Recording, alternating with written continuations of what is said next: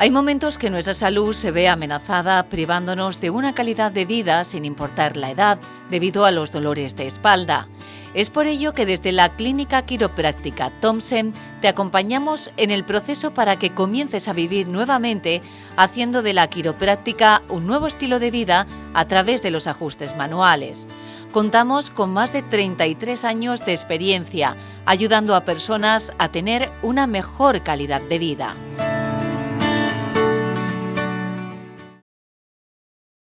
Clínica Quiropráctica Martín Thompson patrocina este programa.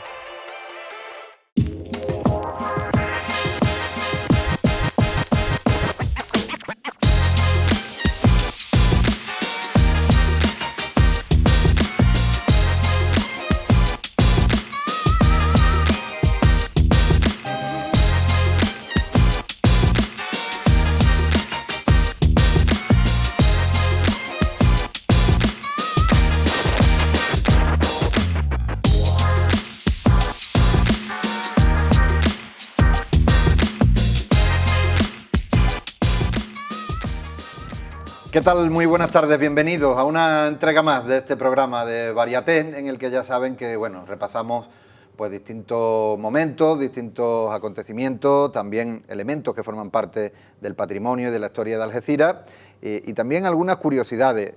Habitualmente es nuestro historiador, nuestro investigador de cabecera, nos acompaña y hoy vuelve a hacerlo el presidente de la Trocha, de la Asociación para la Defensa del Patrimonio de Algeciras, Carlos Gómez de Avellaneda. Muy buenas tardes, Carlos. Buenas tardes, qué alegría estar con vosotros, lo bien que nos tratáis siempre. Hombre, el ratito que echamos con vosotros siempre es maravilloso. Y bueno, estábamos diciendo, Carlos, que siempre nos detenemos en algunos momentos o pasajes de la historia de la ciudad.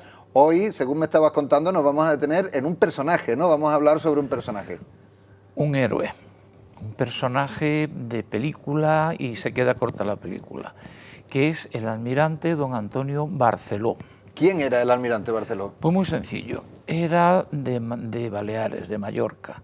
La familia, el padre tenía un jabeque es un tipo de barco con 3 mástiles, velas latinas, rapidísimo, que era el jabeque correo que comunicaba Baleares con la península.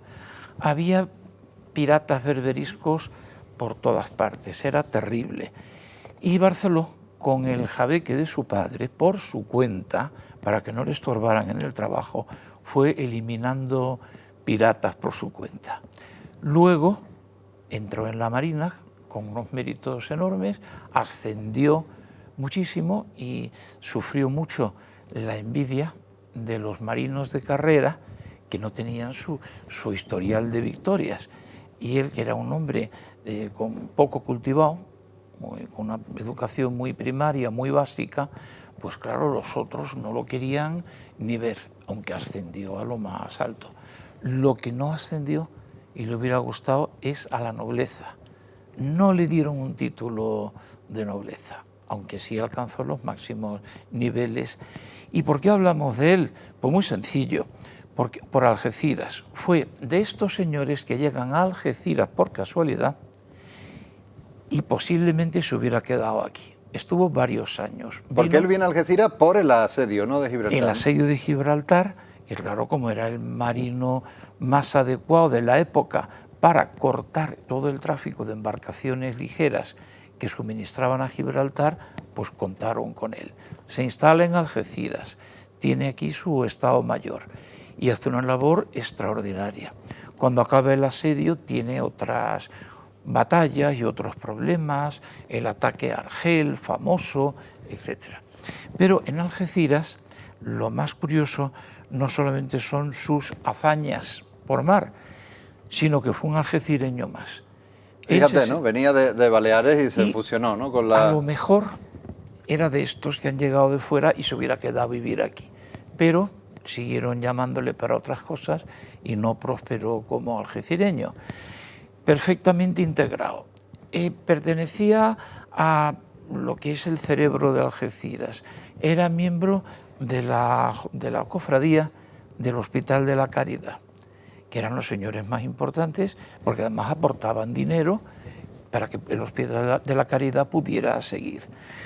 Y a tal punto que él dio dinero para una imagen de la Virgen del Carmen y pagó, esto se sabe a ciencia cierta, la corona actual de la Virgen del Carmen, que si se mira por dentro tiene una inscripción que recorre el interior diciendo la fecha, fue el almirante Barceló quien me pagó, etcétera, etcétera, etcétera. O sea que estamos hablando de un héroe de guerra, un héroe a nivel nacional, pero también una persona que dejó su huella. Un gran algecireño. Aquí como algecireño, que no estuvo aquí y dice, y en cuanto pueda me voy, sino que hizo lo posible por integrarse y portarse lo mejor que pudo con la ciudad. ¿Qué le pasaba?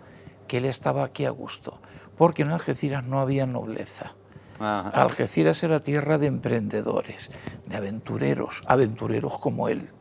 Y ahí encontró su claro, molde, ¿no? Él estaba aquí entre sus iguales. Pues si te parece, Carlos, para repasar un poco la figura de este personaje tan curioso que nos traes hoy, podemos ir viendo algunas de las imágenes, ¿no?, que nos has traído, para ir viendo poco a poco que nuestra audiencia conozca el perfil. Ahí lo estamos viendo, un retrato suyo, ¿no? Este retrato está por el lado mejor. El otro lado tenía la cara desfigurada por un tajo, de uno de los muchos combates cuerpo a cuerpo en que participó, sobre todo cuando era joven, claro. Y se sabe que su arma preferida era una especie de espada ancha, y, o sea, que tenía que ser un buen elemento haciendo películas. En el combate, ¿no? Haciendo películas bueno, también. Digo yo, ¿no? Y tenía aquí el uniforme de almirante, etcétera, etcétera. Aquí vemos, recordemos, la posición de las Baleares. Y lo que era la España aquí, de su época, ¿no? Exactamente, las tenemos a la derecha, vemos que está relativamente cerca de Argelia, lo cual quiere decir relativamente cerca del peligro. Vamos a ver ese peligro en qué consistía. Vemos aquí que la comunicación marítima entre las islas es absolutamente indispensable. Claro. Y que había que tener seguras las comunicaciones con la península. Uno de los focos de piratería lo tenemos en Argel. Claro, porque ya desvelando, ese enemigo del que hablábamos era el pirata, ¿no? El pirata berberisco, ¿no? Que estos tenían un modus operandi muy suyo, que era llegar en embarcaciones ligeras de noche, entrar en tierra y capturar a los despistados, que se levantaban en España y a lo mejor se dormían en Argel o en Marruecos, ¿no? Y Argel no era nada más que uno de tantos sitios. Vemos cómo Argel amenazaba no solamente a Valencia, a la parte de Cataluña, etcétera, sino también directamente a las Baleares. Y aquí tenemos una escena muy curiosa. ¿Por qué había un convento de la Merced en Algeciras? ¿Por qué había conventos de trinitarios como en Tarifa? ¿Qué hacían estos frailes aquí? Eran redentores de cautivos, o sea, eran los especialistas que, conociendo el árabe, iban a tierra musulmana, ¿no?, el país que fuera, y pagaban los rescates de los prisioneros. De los cautivos. Los vemos aquí a la derecha. A la derecha, sí. Y luego vemos detrás del fraile principal hay uno con una caja y otro que saca una bolsita de una caja, sí, y hay otra caja también en el suelo, sí, sí, y están regateando y pagando. Fíjate. ¿Y a eso se dedicaban los piratas? Y, bueno, los piratas a capturar gente, claro, y los frailes a rescatar. El mismo Cervantes fue rescatado Orán, por los frailes estos, que estuvo varios años. Era tan grave el peligro que en Baleares tenían iglesias fortaleza. Esta, que es de la época, es todavía más exagerada que la anterior. Esta tiene directamente almenas para defenderse desde ellas. Fíjate. Y luego estas iglesias tenían bóvedas por si cañoneaban. También hacían lo mismo en los cortijos del estrecho de Gibraltar en el siglo XVI, XVII. También le ponían esa cortijos fortificación. Fortificados para poder defenderse de esta gente, ¿no?, del peligro. Y las torres estas famosas que daban el aviso, las torres Vigía o Almenara, en fin, eran tiempos bastante duros. Aquí vemos a Un Barceló combate naval, ¿no? en acción. Es Barceló, el de uno Es de los Barceló. barcos. El barco que está en primer término es un pequeño jabeque, Sí. vemos que tiene 3 enormes velas latinas, un casco muy afinado, remos auxiliares, Sí. y está dándole la grande a unos piratas. A la izquierda hay una galeota, que es otro tipo de barco también parecido al jabeque, y el jabeque fue el instrumento principal de Barceló para todo su trabajo. Un barco rapidísimo. Precisamente en el Mediterráneo, el tipo de vela latina permitía ceñir. Ceñir es navegar con viento de costado. Y vemos también la sección afinada del casco, o sea, que esto era una bala, claro, puesto a navegar. Y tenía aquí vemos detalles, ¿no? pero es más interesante la siguiente. Vemos que puede usar remos. Claro, se ponen 3 o 4 marineros a bogar, Sí. y esto adquiere una velocidad importante y es independiente del viento en un caso, claro, en un caso dado. Y vemos que las chumaceras de los remos están entre las portas de los cañones, que era el gran problema de la galera, que la galera no podía tirar por el costado, solo podía disparar por proa. Claro, estos barcos agilísimos y rapidísimos eran tan importantes que iban incluso a América. Y estamos hablando del siglo XVII. Ya en el XVIII. Este ya es del XVIII. Y este fue el instrumento principal. En la cubierta de estos barcos se convirtió en un héroe y en un personaje para la historia universal Barceló. A Barceló lo quería mucho a la gente. Barceló es un personaje de los romances populares, que en esta época todavía siguen, que curiosamente esos romances se meten con sus colegas. Hablan de Córdoba, un almirante gran santulario, fulanito un perdulario, el otro, no voy a poner ahora. Y a él lo ensalzan, ¿no? Dice, pero Barceló no es perdulario, no es santulario, no es no sé qué, pero a la hora de pelear, bueno, es una fiera, ¿no? Y también se decía, si el rey de España tuviera 4 como Barceló, Gibraltar sería de España, que de los ingleses no. Pero claro, todo eso lo cantaban en las coplillas de los pueblos, en las plazas. Fíjate. Claro, los marinos oficiales se ponían malos cuando leían estas cosas. Escuchaban, ¿no?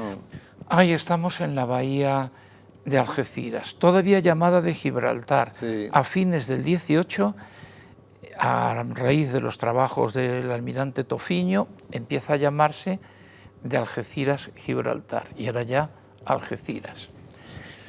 Vemos aquí algunas cosas interesantes. Me gustaría señalar la desembocadura del río Palmones, que va a ser interesante en las cosas que vamos a contar ahora. Cerca de Gibraltar vemos la línea de contravalación que cerraba el istmo, y este plano está hecho el primer día no, antes del tercer asedio, que fue el asedio más importante que tuvo Gibraltar. Vemos la posición de Algeciras, perfecta para tener una base naval y demás. Luego a la izquierda la ensenada de Getares, que cuando Algeciras estaba destruida tuvo más importancia que Algeciras. Casi todas las noticias se centran en Getares. En fin, y esta es la bahía a la que llega Barceló cuando llega. Exactamente. ¿No? Bahía que hemos hablado, otros personajes se sorprendieron al verla, como nuestro amigo Verdún, que ya hablaremos también de Verdún. Bueno, aquí tenemos otra vista. El asedio era muy complicado, porque claro, al ser Gibraltar una península, podía ser abastecido por pequeñas embarcaciones.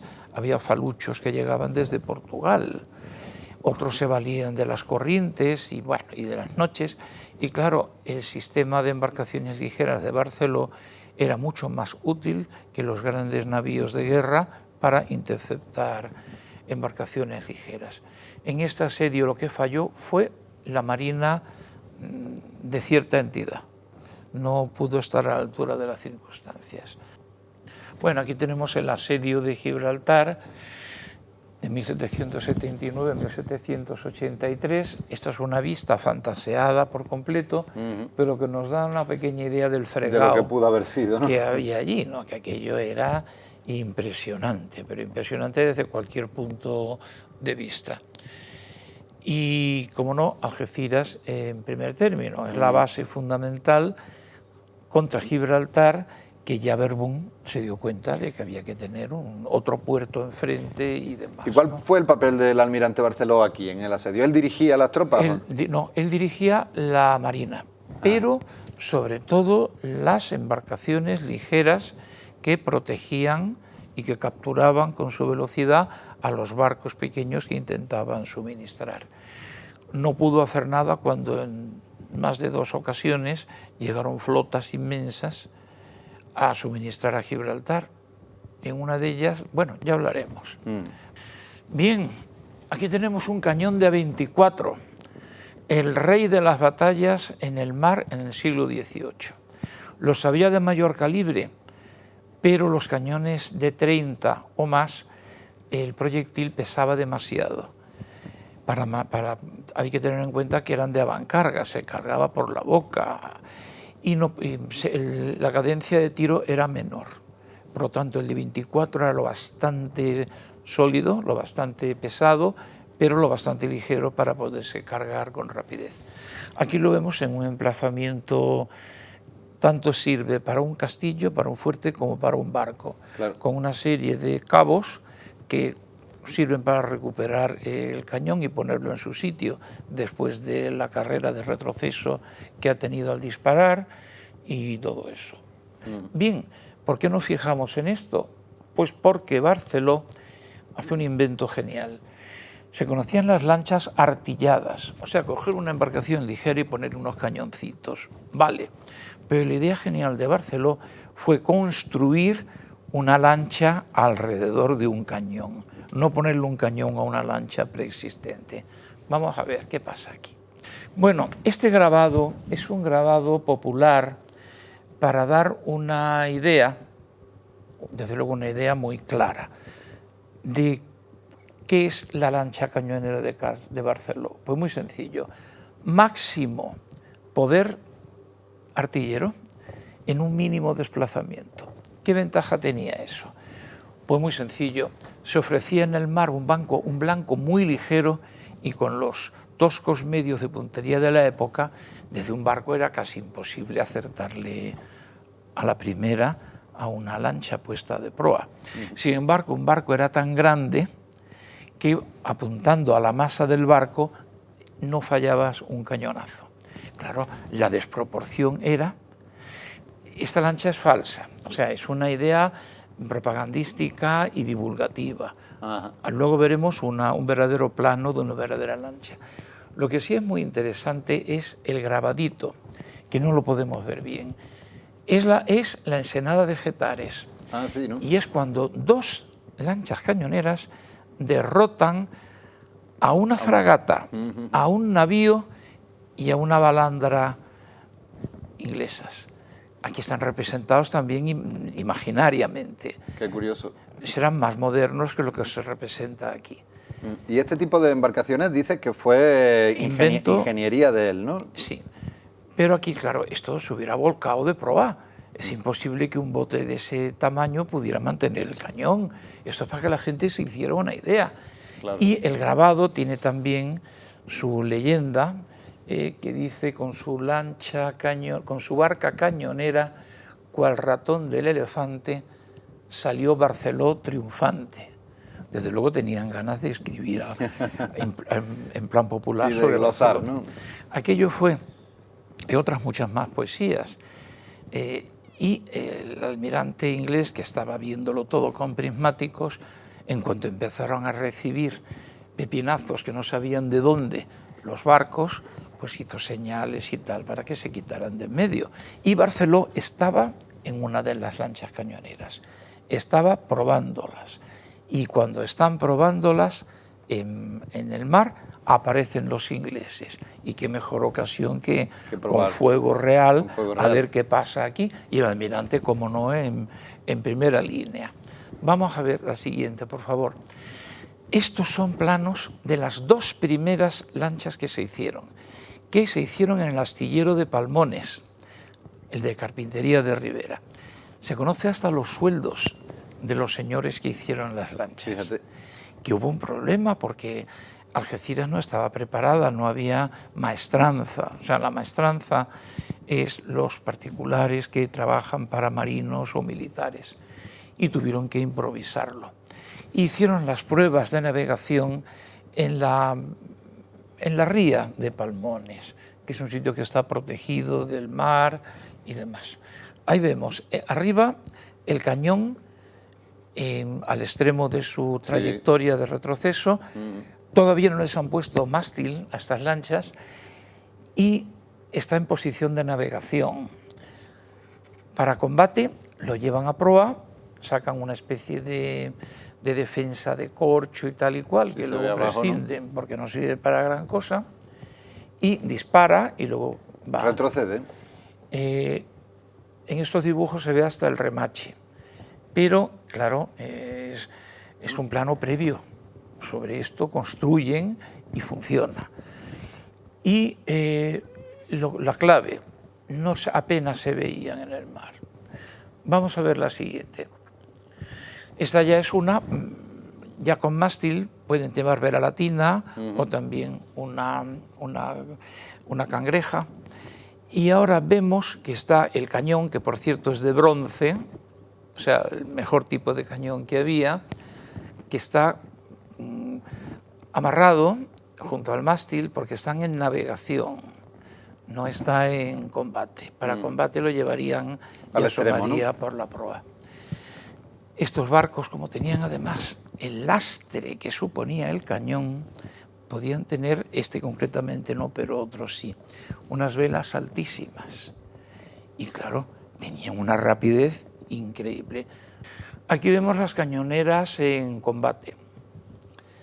Estamos en el asedio y aquí están frente a Algeciras disparando y demás a los barcos que se aproximan.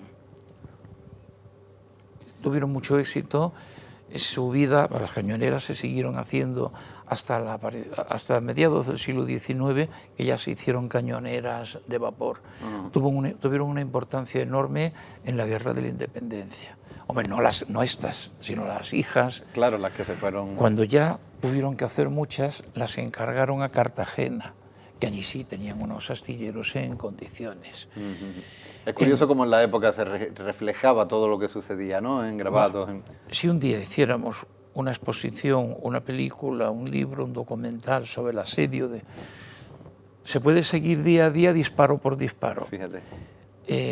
Hoy han caído 16 bombas, ayer cayeron 15, pero es que los ingleses lo mismo, y ahora se cotejan los diarios y se pueden averiguar una cantidad de cosas increíbles, porque además era tan importante el asedio que el rey de España, Carlos III, tenía información diaria en Madrid, pero diaria, para que no le colocaran trolas, ¿no? Y tenía distintos informadores y sabía exactamente todo lo que pasaba.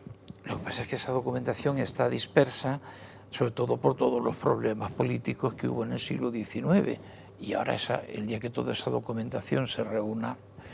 Bueno, llegaron a hacer lanchas con 2 cañones, lo cual ya está en contra del criterio de que se vea poco en el mar. Ya eso ya no vale. Ya te está exhibiendo mucho más, ¿no? Exactamente, ya no es la ley esa de mínimo tonelaje, máxima artillería. Otro combate, ¿no? Esta es la famosa batalla naval de Algeciras. Algeciras está puesto en el mapa por algunos acontecimientos. En la Edad Media, el asedio de Algeciras, 1342-44. Luego nos vamos a encontrar con la batalla naval de Algeciras, que fue pasmosa en su época, porque se derrotó a una fuerza que era el doble de fuerte. Que era la inglesa. La inglesa. Ya hablaremos ahora dentro de un momentito. Y luego, la tercera vez que Algeciras está puesta en el mapa es por la conferencia internacional. Claro. Y ahora es por ser el primer puerto del Mediterráneo. Y me dejó algunas otras cosas más antiguas, que no, como la entrada de los musulmanes en 711. Aquí vemos esto, los barcos son barcos de gran tonelaje, pero los vemos muy educaditos todavía. Es el principio de la batalla y además el artista pues, se ha recreado más bien en representar las arboladuras que lo que es la crudeza del combate. Esto ya es más real. El humo que impide ver nada. O sea, Morel Fatio, el artista francés, sí. Este sí había visto, sí le habían documentado bien. El humo de la pólvora negra antigua, que aquello era imposible, la confusión, no los barcos del cuadro anterior también colocaditos. Colocaditos, sino una aquí ya una cosa caótica. Y esto estaría visto desde... Pues... La Isla Verde. Ah, sí. Esto es la Isla Verde, en teoría, porque todavía no se estudió bien esta batalla, hay muchas leyendas. Esto ya es más real. Y aquí vemos las velas agujereadas. Y la batalla es en 1801. Ya tenemos la bandera española funcionando. Que sea la bandera actual es una bandera realmente de señales. Eran los dos colores que más se veían en el mar. En el mar. Y Carlos III hace un concurso, salen, y es la cosa científica, es decir, es imposible confundirte con otra bandera. Vemos todo el follón de navíos, pero lo interesante es el primer término, 3 lanchas cañoneras. La primera con una vela inaudita para una embarcación de ese tonelaje, gracias al lastre que suponía el cañón y sus proyectiles, que los proyectiles los almacenaban en el fondo del barco. Claro, cuando iban disparando más proyectiles tenían menos lastre y tendrían que tener una vela más pequeña. Vemos, hay 3 lanchas que están en este caso a remo también, están plantándole cara a un barco inglés por las malas y hay otras 2 que lo están acosando, se ven más lejos. El truco de las lanchas era que se ponían o por la popa o por la proa, si podían. Y claro, la popa, que además era acristalada, la podían atravesar y barrer todo el barco con un solo cañón. Para proteger la popa estaban los guardatimones, que eran cañones colocados ex profeso. Y por la proa exactamente lo mismo. Y de costado, si estabas a cierta distancia, pues que no te podían atinar. Y tú sí, porque donde dispararas era tan grande un barco que acertabas. Que acertabas, claro. Claro, cuando estos se acercan a cara de perro a esta distancia, fuera que la cosa estaba desesperada. Y ya se juegan el tipo. De las 7 lanchas cañoneras, creo que sobrevivieron 2. Las demás se hundieron allí a todo meter, ¿no? Y también una vez tuvieron que hacer frente a una gran escuadra inglesa en el asedio, porque es que no estaban los barcos grandes y los pequeños salieron en formación de combate como si fueran barcos grandes. Nada, el honor, porque bien poco pudieron hacer con toda la masa aquella que venía.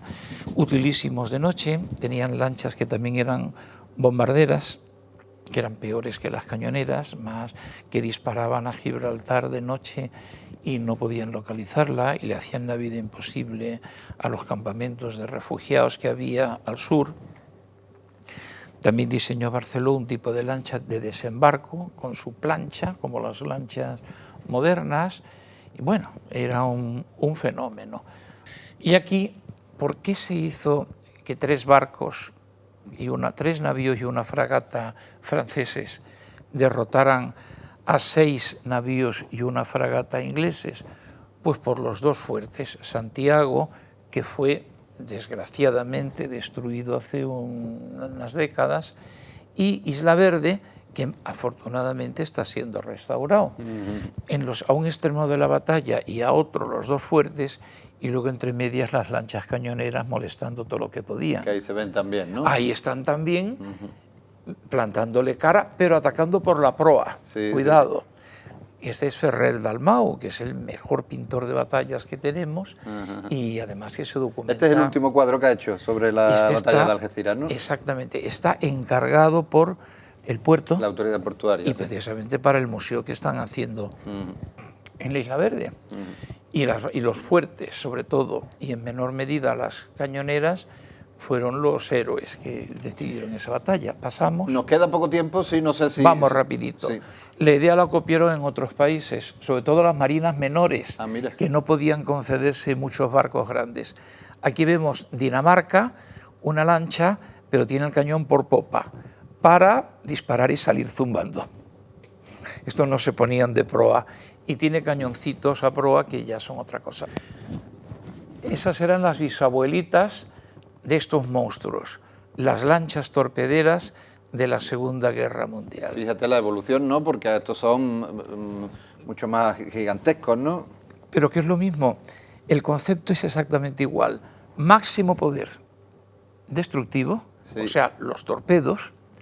Una lancha de estas podía cargarse un barco del calibre de un crucero o un crucero de batalla incluso. Dentro de mucha maniobrabilidad, ¿no? Pues ir a atacar de noche, aquí las vemos atacando de noche un convoy, y luego también que no se las ve. Claro, que eran blanco difícil, ¿no? Y estas dos lanchas cañoneras están en Algeciras.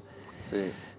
Y había una base de lanchas cañoneras que ejerció el control del estrecho durante muchos años, que aquí un día a ver si puedo traer a don Manuel Quero, que es un marino que estuvo, el último torpedo que se disparó por estas lanchas lo disparó él. Fíjate, sí sabrá es modelista, ilustrarlo, ¿no?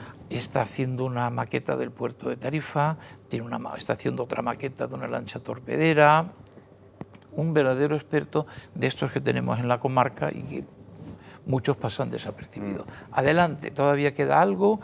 La Algeciras que conoció Barceló, pero esto es 30 años antes. La de Barceló estaba mucho más densa de edificación. Bien, esto sí lo conoció Barceló. La ermita de la Alameda. Sí. Vemos que hay un puente y unos mástiles, ¿verdad?, de barco. Pues porque hasta fecha relativamente reciente era puerto, era Tarazana. Era Tarazana, y entraban hasta cerca del puente de Matadero.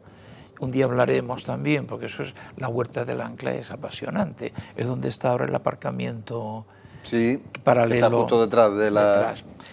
Y se dice que los almirantes del asedio tenían sus devociones aquí. Había un paseo, la Alameda, sí, que partía de esta puerta y llegaba a la capilla de San Antón o capilla de la Caridad. El caso es que allí estaba la Virgen del Carmen, que sabemos que Barceló quería hacer una Virgen del Carmen. No sabemos si alguna de las que han sido destruidas es la de Barceló.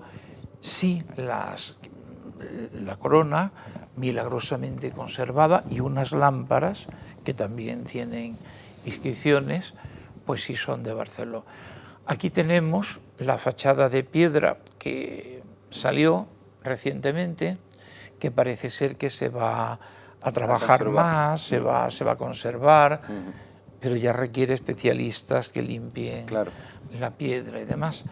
Aquí lo que nos interesa muchísimo en este edificio es la escalera, la típica escalera de hospital del siglo XVIII, muy ancha, para que se pudieran subir las camillas cómodamente, y luego para que hubiera una distribución entre hombres y mujeres, luego jóvenes y viejos, y estuviera todo ordenado. No hubiera que pasar por ningún lado para... Estaban en todo. Y claro, este es un edificio que por supuesto Barceló lo recorrería. No sabemos si subiría como herido alguna vez, era muy echado para adelante, o para visitar a algún amigo, algún soldado, algún compañero, o incluso simplemente en las reuniones de junta de la institución que mantenía este hospital, que fue una maravilla en su época, que figura él, figuran cantidades, figuran cosas y bueno, qué pena no disponer de más datos, porque el personaje Barceló, tan metido en Algeciras, tan a gusto que estaba aquí, porque es tontería, la persona que no está a gusto, claro, no se funde. Bueno. Y tenemos ya la siguiente y terminamos. La Virgen del Carmen y la corona, que la corona es interesantísima. Y es la misma corona que mantiene actualmente, ¿no? Y dentro, alrededor de la cabeza, está la inscripción. Y tiene cosas muy curiosas, pero eso es otro motivo de otra ocasión. Carlos, se nos acaba el tiempo, interesantísimo, como siempre, no puedo decir lo contrario. Nos quedamos con dos cosas de la figura del almirante Barceló. Por un lado, la importancia histórica que tuvo como militar, no solamente aquí en el asedio, sino a nivel nacional durante toda su trayectoria, la importancia, por supuesto, que tuvo en el asedio, incluso ese aspecto de vanguardia, de creación de toda una ingeniería en la batalla naval, como eran esas lanchas que hemos visto. Nos quedamos con eso por un lado, y también por otro lado su vinculación, la huella que deja en Algeciras, cómo se impregna en la vida de la ciudad, incluso que deja un legado que nos mantiene hoy en día. Pero no me quiero despedir utilizando estos dos elementos como reflexión, sin preguntarte, Carlos, cómo es posible que esta figura, a diferencia de otras que sí se han quedado glosadas en la ciudad, pues sea desconocida y no tenga ningún reconocimiento. Falta de divulgación. Hay que hacer como hacéis vosotros, muchos programas como este, y que hay mucha gente que sabe muchas cosas, que puede venir aquí y puede contarlas y todos nos vamos a beneficiar de eso. Y hace falta un reconocimiento con Barceló, una sala en el museo, alguna placa, algún monumento en la calle, un nombre en el callejero. Algo, ¿no?, para que quede esa huella. Pues bueno, ahí queda ese mensaje, nos despedimos con ese mensaje.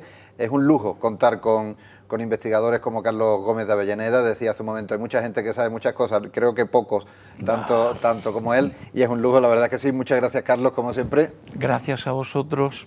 Y bueno, pues a vosotros emplazaros a una nueva entrega de Variaté, en la que, como siempre, ya saben, en este espacio vamos a seguir trayendo de la mano de nuestros investigadores de cabecera, pues historias tan interesantes y tan apasionantes como esta que hemos tenido hoy. Hasta la próxima entrega. Muchas gracias.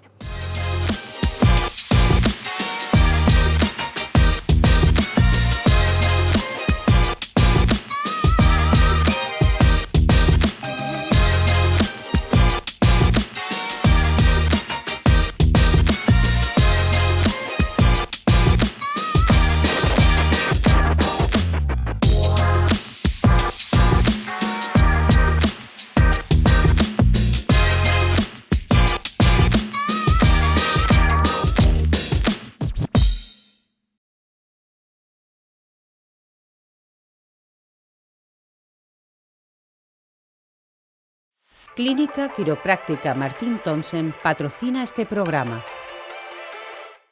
Hay momentos que nuestra salud se ve amenazada, privándonos de una calidad de vida sin importar la edad, debido a los dolores de espalda. Es por ello que desde la Clínica Quiropráctica Thompson te acompañamos en el proceso para que comiences a vivir nuevamente, haciendo de la quiropráctica un nuevo estilo de vida a través de los ajustes manuales. Contamos con más de 33 años de experiencia, ayudando a personas a tener una mejor calidad de vida.